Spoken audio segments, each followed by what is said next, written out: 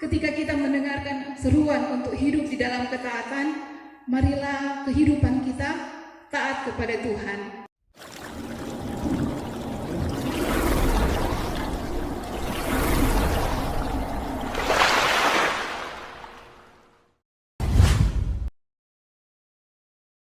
Salam sejahtera untuk orang semua. Shalom. Damai di hati. Puji nama Tuhan, kita bisa bertemu kembali di hari Minggu, harinya Tuhan. Bersyukur senantiasa untuk kasih setia Tuhan di dalam kehidupan orang semua pada saat ini. Saudara-saudara yang diberkati oleh Tuhan, kitab Sefanya adalah merupakan kitab golongan nabi-nabi kecil. Kalau kita mendengarkan kata kecil di sini bukan berarti kiprahnya sedikit, tetapi kata golongan nabi-nabi kecil adalah golongan kitab yang kitabnya sedikit jumlah pasal dan ayatnya. Dan kitab Sefanya hanya terdiri dari 3 pasal.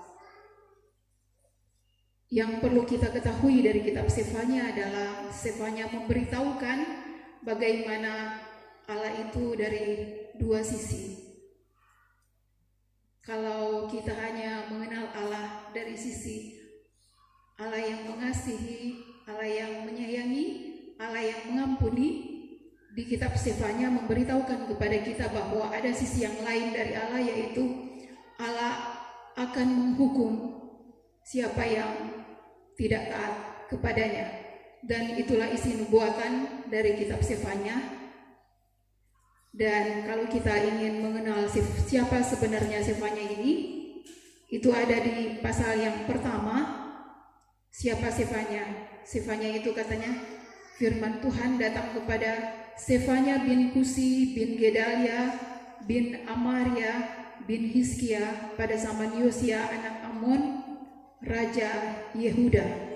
Berarti Sefanya itu adalah keturunan dari raja yang berkuasa, yaitu Raja Hizkia, keturunan keempat. Bin Kusi, bin Gedalia, bin Amaria, bin Hizkia. Dan ia memulai kiprahnya pada zaman Yosia, anak Amon, Raja Yehuda. Tolong semua tahu bahwa Yosia adalah raja yang takut Tuhan. Kalau dibaca pada 2 Raja-Raja 22 sampai 23, Yosia adalah raja yang melakukan pembaharuan besar di kerajaan Yehuda.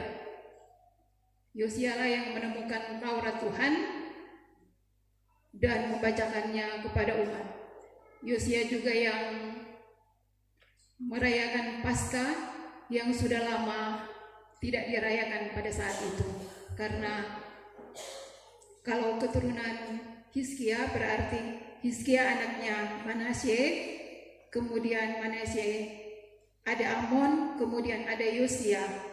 Berarti Sefanya adalah keturunan dari Hizkia yang takut akan Tuhan.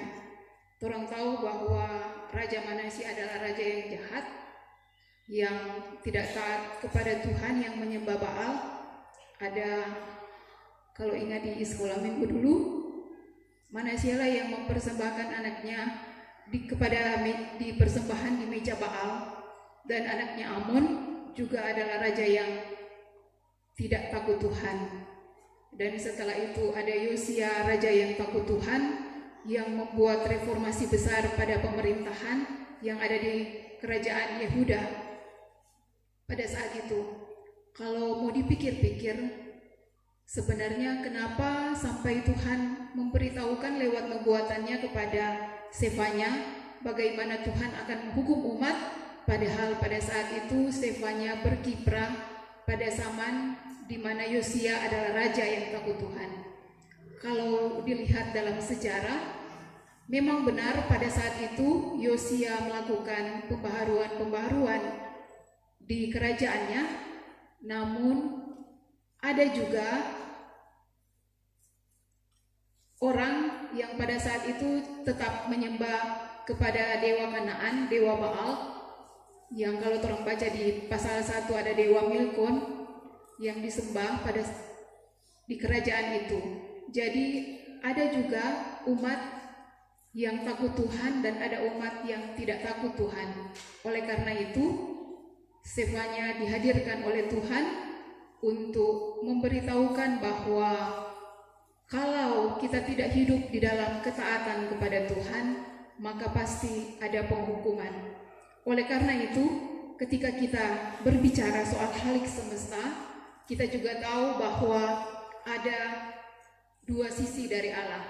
Kalau kita mengenal Ia adalah Allah yang Maha Pengasih, Maha Penyayang, Allah yang mengasihi, tapi juga Dia adalah Allah yang menghakimi, Allah yang mengampuni, tapi juga Ia adalah Allah yang menghukum. Di sini menghukum artinya Ia menghukum kebejatan dari umat yang tidak taat kepadanya, yang tetap ada di dalam penyembahan berhala, walaupun Stefanya sudah memperingatkan kalau bangsa itu tidak tunduk kepada Tuhan Allah Israel pada saat itu, maka akan ada penghukuman kepada bangsa. Dan kalau kita mengenal Stefanya itu berasal dari bahasa Ibrani, dari kata Safan, berarti melindungi, melingkupi, menyembunyikan. Dan Yah, dari dua suku kata Safan dan Yah, itu YHWH, yang tidak boleh dibaca disebut Adonai. Berarti namanya Ia adalah Ia yang disembunyikan oleh Adonai, Ia yang disembunyikan oleh Allah. Dan benar, Stefanya melakukan banyak pembaharuan di kerajaan Yehuda pada saat itu. Dan juga perlu diketahui ketika Stefanya berkiprah, ada juga Nabi Yeremia yang sesaman dengannya pada saat itu. Jadi jangan orang pikir itu Nabi itu satu-satu dia berfirman kepada bangsa. Jadi di Samat itu ada juga nabi yang lain yang memperingatkan kepada bangsa bahwa hiduplah di dalam ketaatan kepada Tuhan, kepada Allah Israel, Allah yang kita sembah saat ini, dan jangan menyembah kepada Baal. Ada peringatan-peringatan Allah juga kepada nabi yang lain. Jadi Nabi Stefanya itu hidup sesaman dengan Nabi Yeremia. Saudara-saudara yang kekasih dalam Yesus Kristus, tetapi ketika kita merenungkan bahwa Allah akan menghakimi umat, tetapi juga ada pembaharuan di dalamnya. Jadi kasih Allah itu bukan hanya sayang-sayang, kasih Allah itu ada juga menghukum. Dan kalau kita mengenal Allah Maha Pengasih, itu berarti kasihnya tidak pernah habis. Allah penyayang, sayangnya tidak pernah habis. Allah kuasa, kuasanya tidak pernah terkalahkan oleh apapun. Tetapi menarik sekali kalau Alkitab Lembaga Alkitab Indonesia menerjemahkan sabarnya Allah dengan Allah yang panjang sabar dan berlimpah kasih setia. Di sini memberi peringatan kepada kita kalau panjang sabar berarti sabarnya itu punya batas. Ada batas kesabaran Allah. Sesabar, sabar dan sabarnya Tuhan berarti ada batas. Ketika umat tidak melakukan apa yang diperintahkan oleh Tuhan, seperti pada zaman pada kerajaan Yehuda, maka Allah pasti akan menghukum. Dan ketika Allah menghukum, di balik itu Allah menjanjikan pemulihan. Dan itulah yang kita baca di dalam pasalnya yang ketiga ini, bahwa Allah akan memulihkan Israel. Jadi sisa-sisa Israel yang rendah hati, yang hina dina, yang tetap percaya kepada Tuhan, yang tetap menyembah Tuhan, tidak menyembah dewa-dewa yang lain, itu akan dipulihkan oleh Allah. Dan Allah sendiri yang memproklamirkan bahwa Ia adalah Tuhan yang berperang kepada umat untuk membawa kemenangan. Jadi di dalam kehidupan ini, ketika kehidupan kita tetap berpegang teguh kepada Tuhan, ketaatan itu tetap kita lakukan, maka Tuhanlah yang berperang dan akan membawa kita kemenangan. Janjinya kepada kerajaan Yehuda bahwa Ia akan menjadi raja terhadap mereka benar. Allah lah yang berperang terhadap umat pada saat itu. Walaupun pada akhirnya kerajaan Yehuda pun jatuh. Jadi Nabi Sefanya ini berkiprah saat sebelum pembuangan di Babel.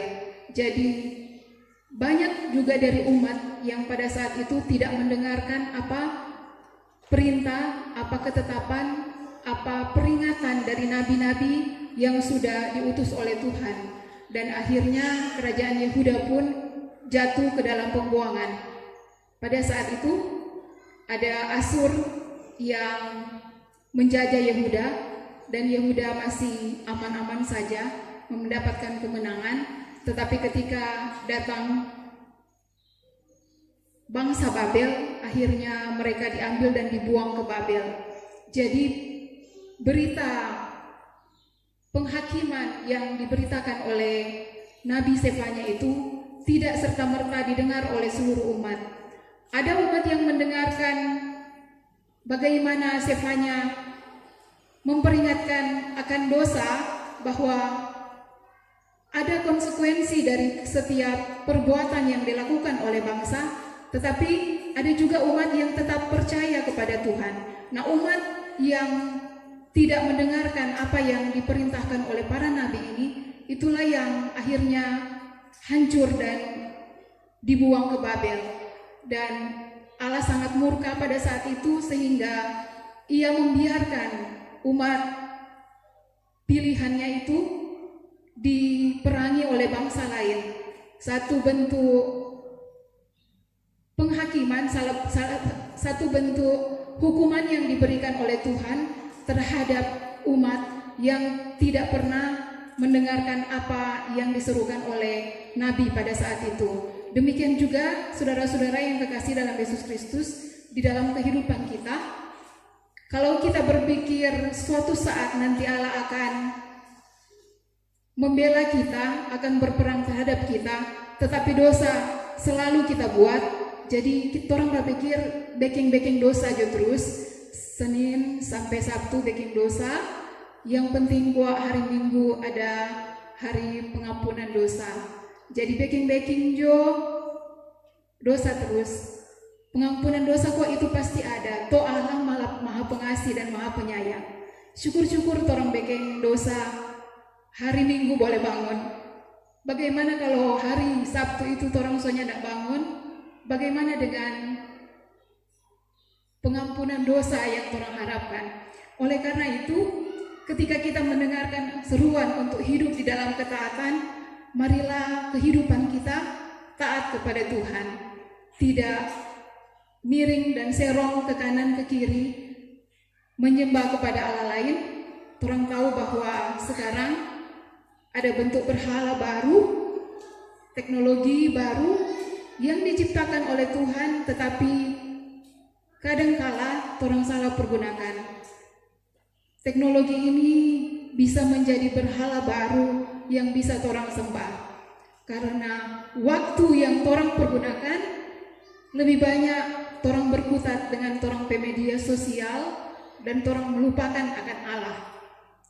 Memang pada saat itu sesembahan dari kerajaan Yehuda, dewa yang ada di Kanaan itu dalam bentuk yang lain.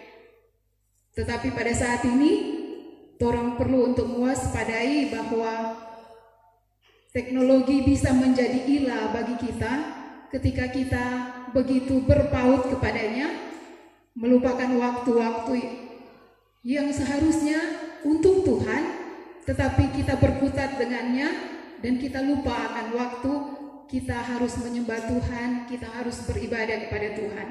Oleh karena itu, ketika firman itu datang dan memperingatkan kita bahwa kita harus tunduk dan menyembah Tuhan karena Tuhanlah yang berperang di dalam kehidupan kita dan memberikan kepada kita kemenangan, maka jadilah kita orang-orang yang taat kepadanya tidak melupakan Allah di dalam setiap waktu kita, waktu-waktu yang dipercayakan oleh Tuhan dalam kehidupan kita, haruslah kita pergunakan dengan baik.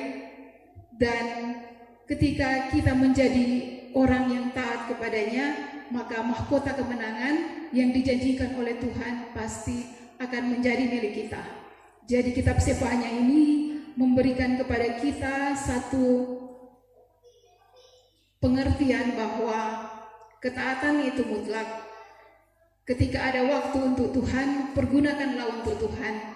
Ketika Allah memberitahukan kepada kita untuk hidup di dalam satu pertobatan yang sungguh kepadanya, maka hiduplah di dalam pertobatan. Jangan pernah lagi serong ke kiri dan serong ke kanan, berharap bahwa masih ada waktu anugerah Allah.